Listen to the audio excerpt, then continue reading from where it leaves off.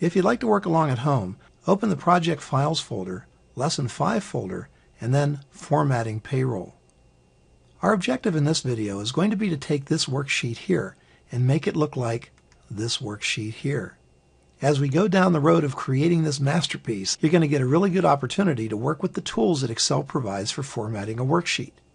So let's get started. First thing we're going to do here is take Muddy Run Whitewater Rafting and just click in cell B2. In the formula bar, you can see the entire text is held in cell B2. There's nothing in C2 and there's nothing in D2. Muddy Run is just borrowing those cells to do its job until we use those cells for something else. All we're going to do here is just change the font size. Now from the font group, we can click the drop down arrow here and just hover over any font size. And Live Preview shows us what this is going to look like. See Muddy Run Water changing in the background as I change the numbers? I'm thinking 18 points looks pretty good, so I'll just click 18 to commit to that. The next thing I want to do is apply some bold, so from the font group I'll just click on the B for bold. While I'm at it, I'm going to change the font itself. Clicking the drop down arrow in the font box, I can also live preview the changes with all the fonts that I have here. Now I have a whole big list of fonts that you probably don't have. Some of them are pretty silly, but I'll just scroll down here a little bit. We'll get down to the more serious stuff. And here I'll just hover over Centaur, and you can almost see in the background there that right there you can see it spilling out, that these are live previewing as well. I'll just choose Century Gothic for this. I'd also like to apply bold to each one of these guys here. So I'm just going to select all of this stuff right here and then just hit the bold button. And then I'd like to repeat that for all of my labels. So I'll select these two guys here, hold down the Control key, which allows me to select cells that aren't right next to each other, and then select these guys as well. Now I'm going to use a keyboard shortcut to repeat the last thing I did. The last thing I did was apply bold. F4 is the keyboard shortcut for repeating the last thing you did. So all those guys get bold. Now I got to just give you a little warning on this, that if the last thing you did was delete a cell and you hit F4, guess what? You're going to delete a cell. So you have to pay attention to what you were doing just before you use the F4 button. Now, you may remember that we used the F4 button when we were talking about absolute references back in our formulas lesson. And the F4 button does add dollar signs, but only when you're in the middle of editing a formula. We're not working with formulas right here. We just have text cells selected. So when you hit F4, it just simply repeats the last thing you did. It's one of those double duty keyboard shortcuts. Depending on what you're doing at the time, you're going to get a different result. I'm thinking maybe bonus rate up here. That probably should also be F4. We'll hit that to put in the bold. Now I'm looking at Muddy Run Whitewater Rafting thinking maybe it could be just a little bigger. So I'm going to click here in cell B2 where all that text is contained. And I'm going to use the increase font size button to bump that up. One click. It just bumps up one time. Hit it again. Nope, don't like that so much. I'll use the decrease font size button. Click, click, to bump it back down again. Now, it won't come as any surprise to most people that the I and the U here stand for italic and underline. You'd know that if you used any word processor for the last 20 years. But what you might be surprised about is there's a drop-down arrow next to the underline that allows you to choose a double underline. Ooh, look at that. Impressive as that is, though, I don't want the double underline, so I'm just going to undo that. So next I'm ready to put in some fill color. I'd like to take all this text, Muddy Run Whitewater Rafting, and just select a range of cells out here to column I. And now I'd like to merge all of these individual cells so that this is one big cell. And I can do this from the alignment group. And I'm just going to choose the Merge and Center button. If you click right on the face of that button, it both merges and it centers. Now you can see that this is all one big cell. Now if I didn't like the centering part, I could override the centering by using these alignment buttons. Here's a line to the left. Here's a line to the right. Oh, and you know what? We could even align vertically. Let's make this row a little deeper. Well, let's make it a lot deeper, just for now. Okay, so I want to center it horizontally, and now I'm going to center it vertically. Yeah, not bad. And I'm just going to bring this back up a little bit here. Cool. Now let's add some color. I'd like to put a nice gradient fill color in the background here. Gradient, well, where would I get that? See, if I click the drop-down arrow next to the fill color, all I have are these solid colors. Well, here's one that's close. I might want to get that blue. Now, I'm going to go over and look at the payroll end. What's that supposed to look like? Well, it has a gradient. That's that white gradually changing into a darker blue as it gets to the bottom. How in the world do I do that? Well, I could click the dialog box launcher for the font group. This brings me to the Format Cells dialog box, which hasn't changed very much in the last 100 years or so. It's been around for as long as Excel's been around, and it's pretty much the same in every version. What we want to do is go to the Fill tab. Here are the same solid colors that we saw in the drop-down arrow for the fill color, but now we're going to choose Fill Effects. Ooh, Fill Effects, I like the sound of that. And now our default is set to 2 colors. Color 1 is white, color 2 is blue. And now we have these shading styles down here.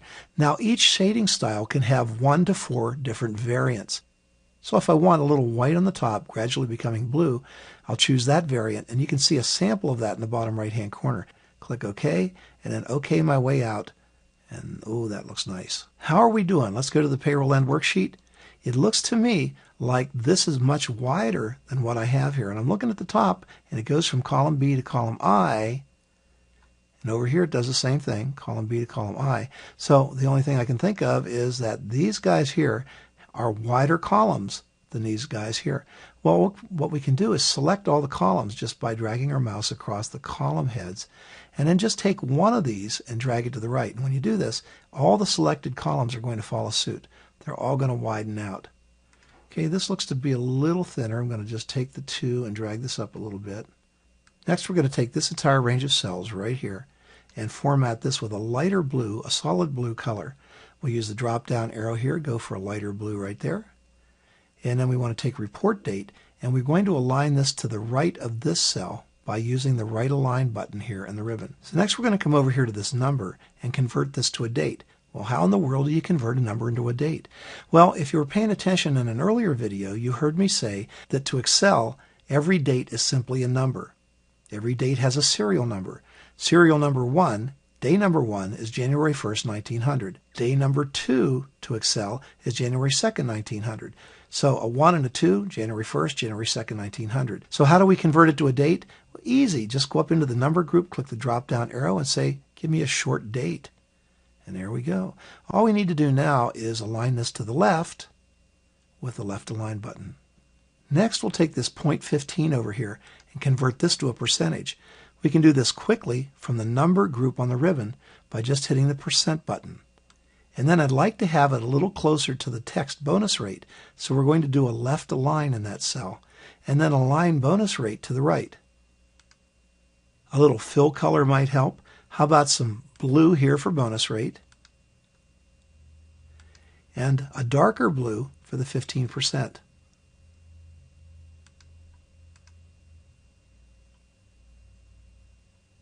And then since the dark text on a dark background doesn't show up so well, we'll change the font color for the text to white. Next, I'd like to take all of the numbers down here and turn them into currency. So I'll select all these cells, and it doesn't hurt to include the cells that have the labels in them because they know their labels and they're not going to display $signs. And then just go up to the drop-down list in the number group and tell it to change that to currency. We're going to take these guys right here, and we're going to go up and choose the Wrap Text tool. When you click on this, it automatically wraps the text, making the row deeper. And then we're going to do a right align, pushing this over to the right-hand side. Oh, that's pretty awesome right there. All right, next we need some gray formatting. So we're going to take all this stuff right here. I'm going to hold down the Control key and then select these cells over here on the right. Keeping the Control key held down, I'm going to get these labels right here. Remember, the Control key allows us to select cells that aren't right next to each other. And then I'm going to go up to the drop-down arrow here and choose a light gray color. Yeah, that's pretty nice. Okay, so while I'm at it, let's take this column of numbers right here, use the Control key and select these numbers right here. And then I'm going to hit F4 to repeat the command that added that light gray color in the background. There we go. When you click away, you can see the gray. Now I need to apply some borders to this. Well, this is going to be easier to see if I turn the grid lines off. What do I mean by that? Well, let's take a look in the Payroll End worksheet. Here you can see there's no grid lines in the background. Grid lines are optional when you work. They don't print unless you specifically command Excel to print them. So you can turn them on and off suit yourself. It's easy to do. We'll go back to the Payroll Start Worksheet and go to the View tab and then look for the Grid Lines checkbox in the Show group. Just turn that off. And oh yeah, it's looking much better already. So we'll come over here and we're going to select these guys right here. Hold down the Control key, select these guys right here. Go back to the Home tab and choose a light blue for that. So we'll come down here and select these guys. Control, select these guys, and then F4 to repeat that blue color. Lovely. Now we need some borders. We started out talking about borders and didn't get to it yet. So what a border is it's a line that you draw around a cell or a range of cells that does print. So we're going to take this stuff right here, just select all these guys right here, and just go up to the border button. This is the border button right here, and its a little drop down arrow. And we want to tell it to put in all borders. This means put a border around every single cell inside the selected area. Click away from it to see it. Now we want to do a similar thing down here with these guys, but if you look here in the payroll end, you'll see that there isn't a border around every individual cell. The border only goes around the outside edge of this selection here. It forms a box basically around this. Well, here's the difference. Back in the Payroll Start Worksheet, if I select all these guys here and add the all borders, now you get borders around each individual cell. That's not what we're looking for, so I'll undo that. And instead of all borders, I'm going to click the down arrow and say just put in an outside border. This means put an outside border around the outside edge of the selection. Turn the selection off, and there it is. Now I can just use the F4 button to repeat that. I'll select these guys here, hit F4. Select these guys, hit F4. And then I'll come down and do the same thing here. F4, F4, F4. Well, let's scroll over to the right a little bit. Select these guys and F4 that in. Do the same thing here. How are we doing? Let's go over and check our payroll end. It looks like we have borders around each individual cell here, here, here, and here. So we'll go back over here and we're going to do the all borders for those two guys. And we'll do all borders down here for these two guys. Just hit F4 to repeat that. Wow, that's not looking too bad. Let's go back to payroll end and see how we look. You know what? We could spend all day trying to make our payroll start look exactly like that, but I'm thinking it's pretty close just the way it is. In the next video, we're going to slow this down a little bit and talk about some of the things that you need to know about specifics when it comes to formatting. See you then.